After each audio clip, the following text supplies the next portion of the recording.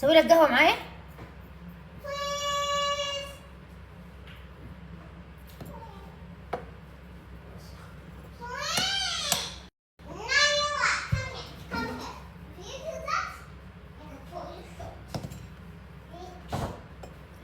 ايوه لا صفر. انتوا تشوفوا اللي قاعد اسويه انا؟ تعالوا نشوف سوا.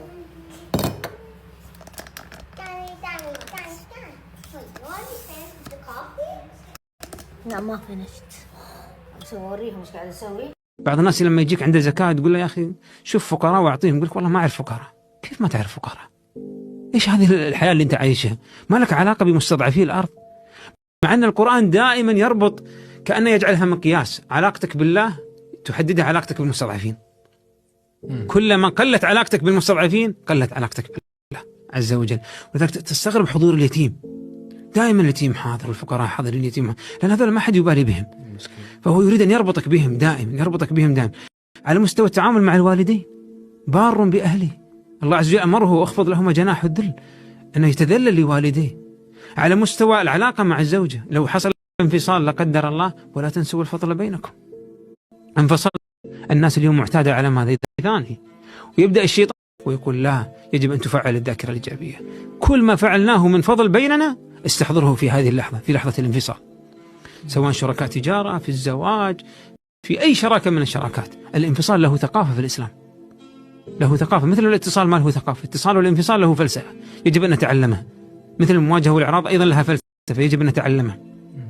فالشاهد أنه يتخرج لك عندك طالب وهو حر في عقله، ثابت في نفسه، بار بأهله ووالديه، ناصح لمجتمعه، منصف لأعدائه، وفي مع شركائه، معين للمستضعفين، صائن لأعراض الناس. ماذا تريد أكثر من ذلك؟ يلا نسوي الرسمة إن شاء الله تضبط. طبعا تأخرت قبل ما بخرت، هذا كذا حسويه. أنا ححاول إني أنا ما أطالع الكاميرا، لأنه تطليعة الكاميرا هي اللي ما أدري إيش صار بالهذا. هذا كله فوم. طيب يلا. واحدة قالت لي اشتري هذا الصغير، اشتري هذا الصغير بس حلو ما بطاله، يعني ماشي حالكم. هذا بشتري واحد الصغير مرة اللي يكون رفيع عشان أقدر أتحكم وأرسم. أنا عرفت الحين إيش الفكرة. أنا شريت هذا عريض، الحس هذه الأكواب شايفين يبغى لها رفيع مرة. هذا اللي حدوره في الجديد اللي حاشتريه. ايش وقت الجيم؟ انا قلت لكم لازم اروح الجيم، لازم اتمرن. الاسبوع هذا ما رحت الجيم، بس رحت تايكوندو. قفلوا الكافيتيريا الله يقلعها. هذا شيء في الويك اند الجيم يصير فاضي، ما في ناس ولا زحمه، واحد يتمرن سريع وعلى كيفه. والله هذا توقيت مره مناسب. عارفين ليش؟ لأن الناس تطلع ويك اند، احنا اتمرن على راحتي. ونسيت اجيب لي ربطه، نسيت القلافزات حقي في اللوكرز تحت. ايش حالكم؟ باخذ هذا.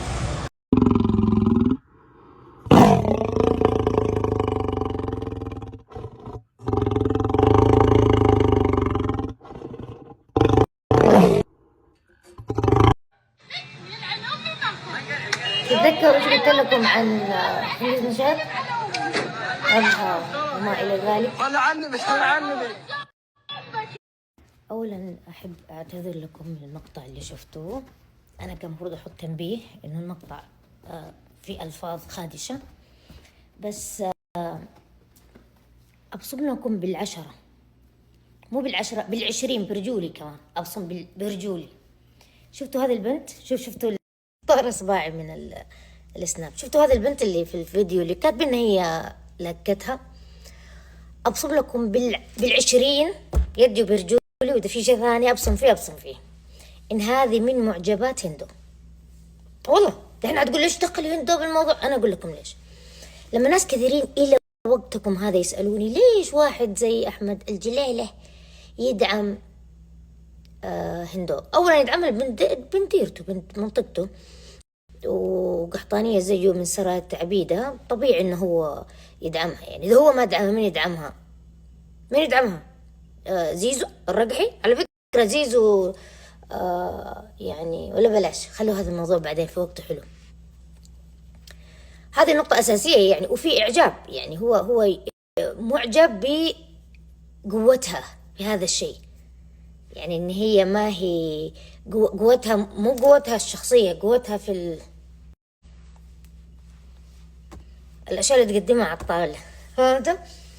لكن الأساسي وهذا اللي أبغاكم تستوعبوه، التغيير اللي هي تسويه في البلد إنه يصير الناس تستسهل أشياء ثانية، مو بس المتلقيين، كمان البنات يعني يصيروا يشوفوا أشياء والمجتمع يصير يتقبلها.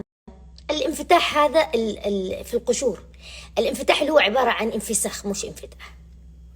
يعني أنا أفهم هنا في أمريكا هي تسوي الانفتاح هذا في القشور، الانفتاح اللي هو عبارة عن انفساخ مش انفتاح. يعني أنا أفهم هنا في أمريكا في ناس كثيرين كذا يشكروا ويمشوا في الشوارع، بس هذا هو مو الشيء الوحيد المقتصر عليه الانفتاح هنا، فهمتوا؟ هذه اللي تنفتح بهذه الطريقة هنا في أمريكا هي اختارت هذا الطريق. هتقولوا لي طب البنت اللي في المقطع هي اختارت هذا الطريق؟ لا، هذه البنت المقطع هذه ما عندها إلا هذا الطريق، ما عندها طرق ثانية للانفتاح، تعبر عن رأيها، تقول كلام موزون. فهمتوا شو أقصد؟ عموما أنا جاتني معلومات، هذه معلومات دحين مو تحليل، إنه في نسبة كبيرة من، ما أبغى أقول كل بنات الجنوب، بس يعني بنات خميس مشيط وأبها، أكيد مو كلهم، أكيد بس أنا عارفة في ناس حتصطاد بالماء العكر بالكلام أقوله. واصلين لي مرحلة زي البنت هذه، صار هذا الشيء منتشر عندهم، وفي جامعاتهم وجلساتهم الشباب يجيبوا بنات يعني حرفيا فاقدات الوعي. الواحد لما يشوفهم يقول هذولا وين أهاليهم؟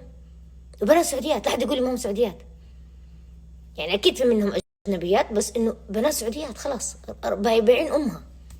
بسبب إيش؟ بسبب وهم الانفتاح. وحاجة ثانية، إنه هذا الشيء اللي يتعب ويبذل عليه مجهود أحمد الجلالة عشان لما يعني يدعم هندو، وإيش يبغى تسوي؟ يبغى لما هي تقدم هذا المحتوى وتساعده في إنه هي تغير تركيبة المجتمع، يصير هو وعياله وجماعته وأصحابه الشلة الأنس حقون أسهل لهم يجيبوا شيء اسمه في الاستراحات. لما يجي واحدة يقول لها كلمة كذا تمشي معاه، فهمتوا؟ هذا رجع الناس اللي يقولوا وش إلا يومكم هذا، الناس يقولوا وش مستفيد تدعمها، تسهل له الحياة، ما يحتاج يسافر ويطلع ويروح، تسهل له، يصيروا البنات كذا كلهم بلا خطوط حمراء. وباسم إيش؟ باسم الانفتاح، واسم هذه البنت اللي شفتوها في المقطع. يمكن موجود زيها في الرياض، موجود زيها في جدة، موجود زيها في الشرقية، في مكان ما في الشمال. هم مقتصرين على بنات الجنوب، لأنه كثيرا خدعوا بالقشور الانفتاح هذا، يعني هي تشرب وتطلع في الشارع، يعني شو أقول لكم، يعني مجتمعاتنا عمرهم ما حيتقبلوا هذه النوعية. الرجال هنا في أمريكا ما حيتقبلوا هذه النوعية اللي تمشي وتتصرمح بالشوارع، ولا حتى مقبول هذا الشيء من رجل، عشان ما يجي يقول لهم تم ذكورية.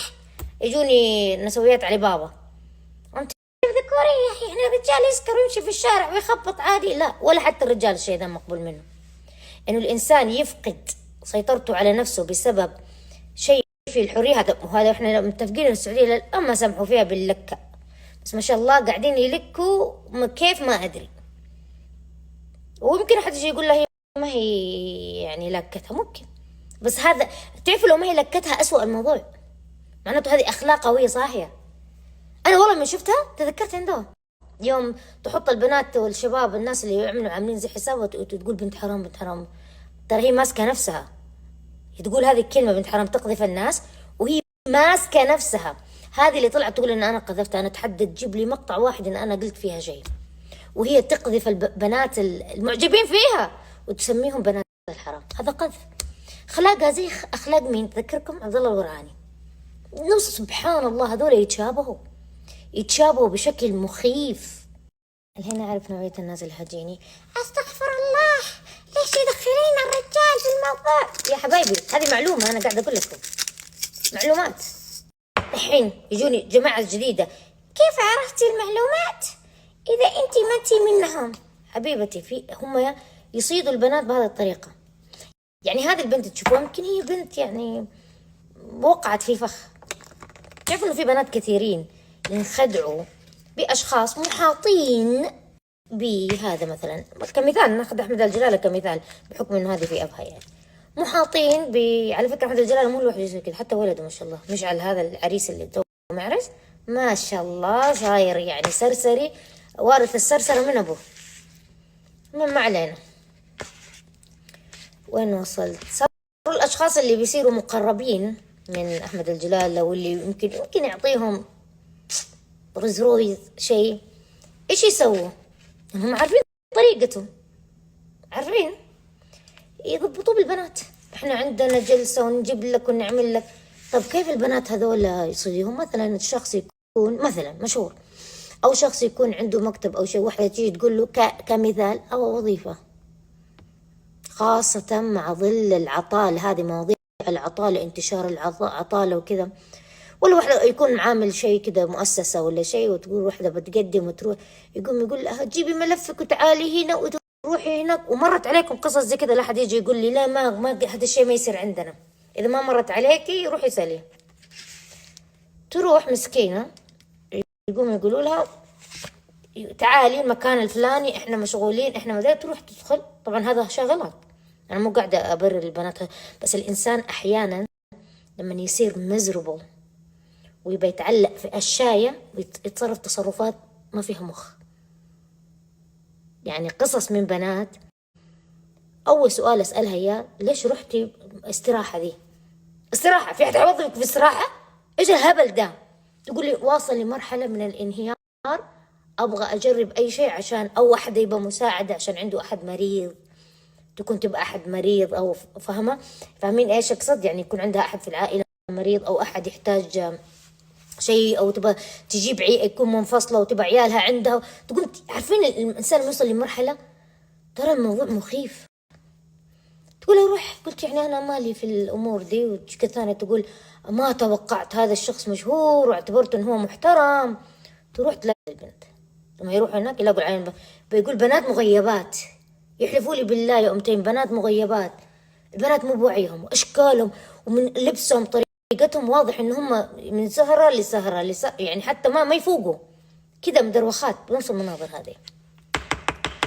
طبعا هم هذول يطفشوا منهم، لازم تعرفوا يبقوا واحدة يحبوا كذا الشيء الجديد، شيء الواعي، شيء الواحدة اللي تكون لسه مالها في الاشياء هذه ويجوا يوقعوها في الشيء ده، فريسة كذا جديدة. تروحي انت مسكينة معشمك هذا الشخص المشهور بوظيفة، ولا يعشمك انه هو معجب فيكي، ولا يعشمك انه هو حيساعدك بمبلغ، او يكون تاجر، او يكون شخص يعني تعرفت عليه في مكان ما، او رحتي قدمتي وظيفة وشافك وقال لك انا افزع لك، انا اعرف ناس، انا حوظفك عند تروحي هناك تلاقي هذا الواقع. يقول لك شايفة كيف اذا ضبطتي نفسك واعجب فيكي احمد الجلالة ولا حصام ولا مصام ولا هذا، اوه حتتوظفي.